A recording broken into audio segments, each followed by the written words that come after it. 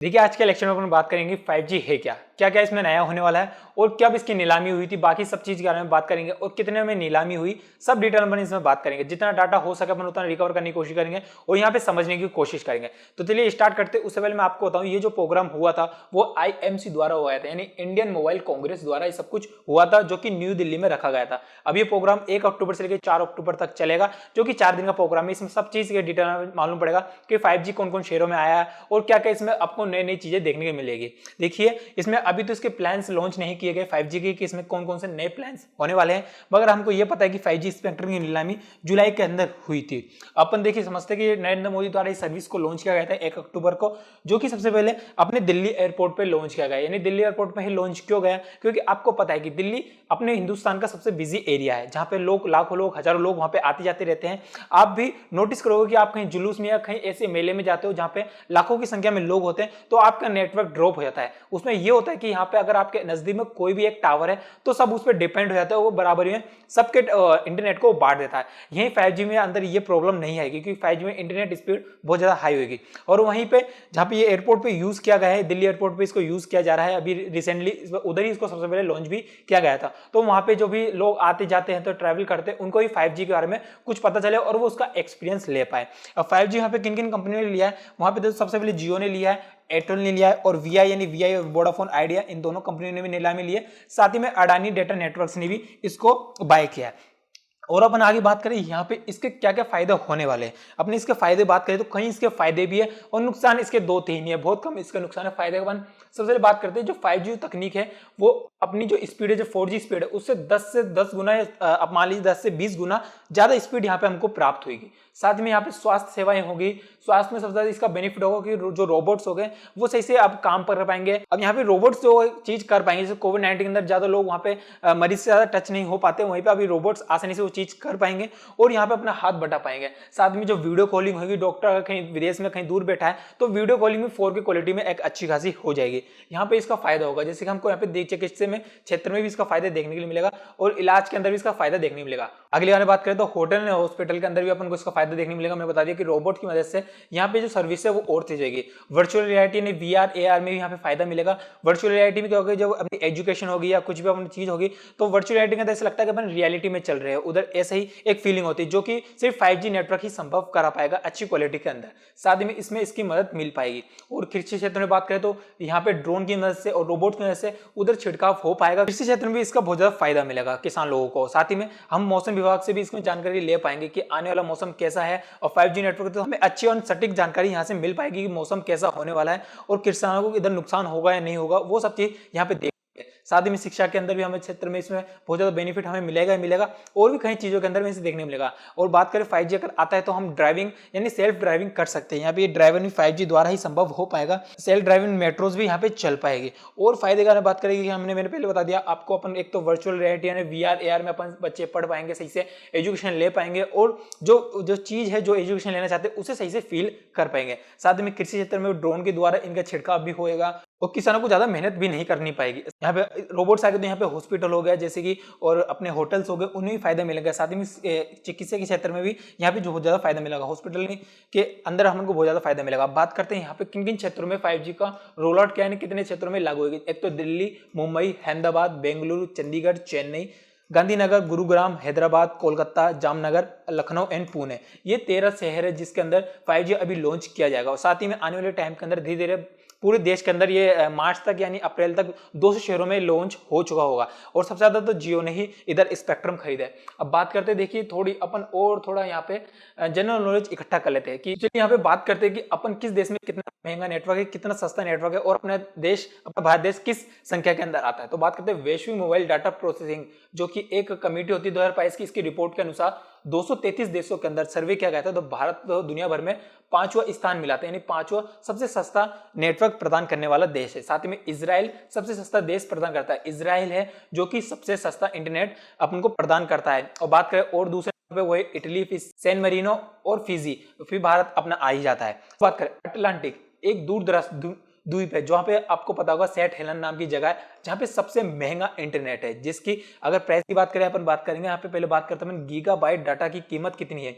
1 gigabyte data की कीमत है 13 रुपए। यहाँ पे देश के अपने हिंदुस्तान का बता रहे 13 रुपए, यहाँ पे सबसे कम इतनी प्राइस, यहाँ पे 13 रुपए आपको 1 गीगाबाइट के देने पड़ते हैं। पाकिस्तान की अगर बात करें तो उनको 29 रुपए 1 गीगाबाइट के लिए देने पड़ते हैं। और वहीं बांग्लादेश में बात करें तो वहाँ पे 25 रुपए उनको 1 गीगाबाइट के देने पड़ते हैं। श्रीलंका और नेपाल की बात करें तो उनको 22 रुपए 1 गीगाबाइट के देने पड़ते हैं। अब सेठ हिलाना की बात करें, जहाँ पे सबसे महंगा इंटरनेट है, उनको 1 गीगाबाइट के लिए 3280 रुपए यहाँ पे उनको देने पड़ते हैं।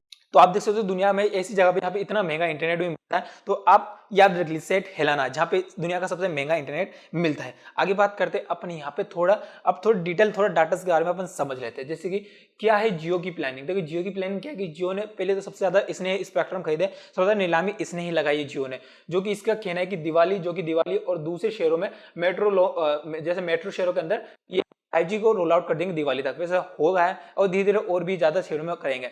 साथ ही इनका टारगेट है 1000 शहरों में 5G को रोल आउट करना है, वो भी धीरे धीरे करना स्टार्ट कर देंगे। अब देखिए बात करते हैं यहाँ पे एयरटेल का क्या कहना है। ये तो 5G सिम तो देगी, मगर एयरटेल का देखिए क्या कहना है। एयरटेल के जो सीईओ है गोपाल विट्ठल का कहना है कि इनको क्या है कि 5G सिम अलग से नहीं लेनी पड़ेगी, ये 5G सिम अलग से नहीं लेनी पड़ेगी, ये 4G के अंदर ही 5G को इसमें इंप्लीमेंट करके देंगे। जैसे दो चीज होती है, स्टैंड अलोन, एक नॉन स्टैंड अलोन। वो क्या चीज अपन आगे बात करते हैं। पहले ये कह रहे हैं कि सिर्फ 4G के अंदर 5G सर्विस दे देंगे, और ये यूजर्स को बोल रहे हैं कि उनको कोई भी नई सिम खरीदने की जरूरत नहीं होगी, पुरानी सिम के अंदर ही वो 5G का फायदा ले पाएंगे।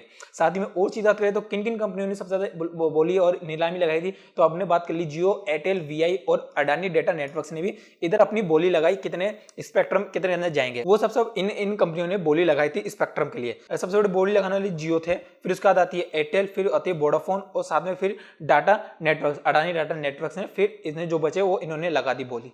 अब यहाँ पे थोड़ा अपन डाटा के बारे में बात कर लेते हैं कि यहाँ पे अपनी किन किन सरकार की कितनी कमाई हुई इसके जरिए। तो यहाँ पे पहले बात करते हैं अपन 2012 में जब 2G स्पेक्ट्रम की नीलामी हुई थी, तो सरकार के पास गए थे 9400 करोड़ रुपए। सॉरी दोस्तों, जब 2013 में नीलामी हुई थी स्पेक्ट्रम की तो 61,200 रुपए करोड़ यहाँ पे इनके पास गए थे। वहीं 2015 में जब 2G और 3G स्पेक्ट्रम की नीलामी हुई थी तो 1 लाख के करीब 1 लाख करोड़ के करीब सरकार के पास पैसे गए थे। अब 2016 की बात करें तो 2016 के अंदर 2G, 3G, 4G स्पेक्ट्रम की जब नीलामी हुई थी तब उनके पास गए थे 65,779 करोड़ रुपए। वहीं अगर 2021 में बात करें 2G और 3G में और 4G और 5G की स्पेक्ट्रम की नीलामी कितनी की हुई थी, वो हुई थी 77,814 करोड़ रुपए की नीलामी हुई थी। अब भाई 2020 में अगर नीलामी की बात करी जाए 2G, 3G, 4G, 5G spectrum की, तो उस नीलामी के अंदर 1.5 लाख करोड़ के लगभग कमाई हुई थी सरकार की। वहीं ताजा नीलामी के अनुसार इसमें 40 राउंड किए गए थे। लगातार 7 दिनों तक ये प्रक्रिया चली थी, जिसमें सबसे ज्यादा जियो ने बाजी मारी। अब यहाँ पे अनुमान के लिए अपन लेके चले कि सरकार को 4G के मुकाबले कितना गुना फायदा हुआ है। देखिए अपन बात करते हैं जो सरकार है उसका 10 बैंड है जो पेश की गई थी, 10 बैंड पेश किए गए थे। इसमें 72,078 मेगाबाइट्स और साथ ही में 51,236 मेगाबाइट्स, यानी जिसमें 71% बैंड ही स्पेक्ट्रम ही बेच पाए। 7 दिनों तक ये चली बोली के दौरान कुल 1.5 लाख करोड़ की इसमें बोली लगी गई थी।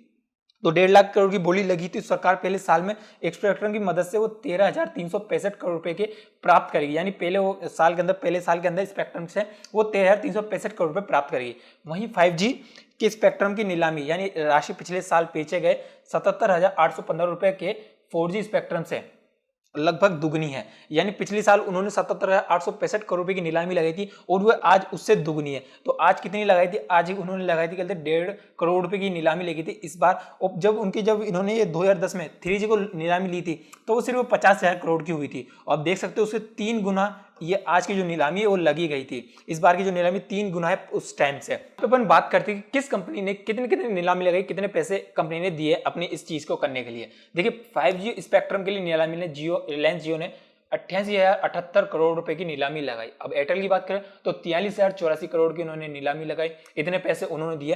अब वहीं वोडाफोन आइडिया की बात करें जो कि मर्ज होकर वीआई हो गई है, उन्होंने 18,000 करोड़ की नीलामी लगाई। अब लास्ट में बचे अपने अडानी डेटा नेटवर्क जिन्होंने 212 करोड़ रुपए की नीलामी लगाई, जो कि सिर्फ 400 मेगाहर्ट्ज के स्पेक्ट्रम की खरीदी की है।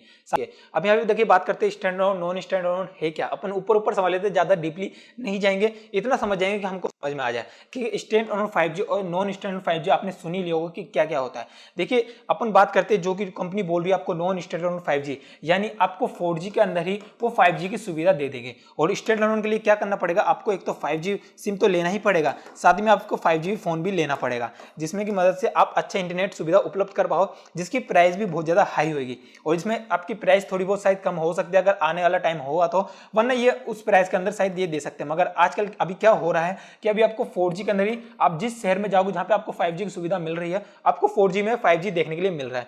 अब यहाँ पे आपको देखिए नॉन स्टैंडअलोन 5G का अपन ग्राफ के द्वारा समझे कि आप मान लीजिए आप EPC द्वारा LET होता है जो अपना 4G होता है, वही दोस्तों आपको क्या करता है कि आपको 5G टावर पे थ्रो करता है, और जो 5G टावर है वो आपके 4G सिम में यहाँ पे थ्रो करके आपको जो इंटरनेट है 5G दे पाता है, यानी 5G टावर द्वारा किया जा रहा है। अब यहाँ पे क्या है कि आपको स्टैंडअलोन क्या है कि वहां पे अलग से 5G द्वारा वो स्पेक्ट्रम निकाले जा रहे हैं और उनके लिए 5G टावर ही लगे हुए हैं। यहाँ पे 4G के लिए अलग से यहाँ पे 4G के ही टावर लगे हैं। तो यहाँ पे सब चीजें सिर्फ 5G के लिए, जो कि आपको और ज्यादा हाई इंटरनेट स्पीड दे पाएगी, और आपकी वो 5G सिम है उसी को वो सपोर्ट कर पाएगी। और जो वो एयरटेल कह रही है कि आपको नॉन स्टैंडअलोन वो 5G यहाँ पे देगी, तो आपको ध्यान रखिए यहाँ पे वो नॉन स्टैंडअलोन 5G देगी, और जो जियो वो स्टैंडअलोन 5G देगी, यानी आपको सिम शायद लेनी पड़ेगी 5G की, जो कि आप यहाँ पे ग्राफ से देख के समझ सकते हो कि इसमें आपको क्या क्या अंतर देखने को मिला। अपन यहाँ पे ज्यादा डीपली नहीं गए, अपन ने ऊपर समझ लिया कि स्टैंडअलोन और नॉन स्टैंडअलोन 5G में अंतर क्या है। तो देखिए आज की वीडियो आपको समझ में आई पड़ेगी, अपने डाटा के बारे में बात कर ली, 5G है क्या, इसमें क्या क्या फायदे आपको मिल सकते हैं, और अपन ने 2012 से लेकर सारे डाटा यहाँ पे क्लियर करेगी कितनी कंपनी ने कितने कितने यहाँ पे नीलामी लगाई और कितनी कंपनी ने कितने ज्यादा पैसे यहाँ पे खर्च किए। अगर आपको उसमें और भी कोई डाउट हो रहा हो तो नीचे कमेंट में मेरे से पूछ लीजिए, मैं आपको बता दूंगा। और ऐसी वीडियोस के लिए जुड़े रहिए।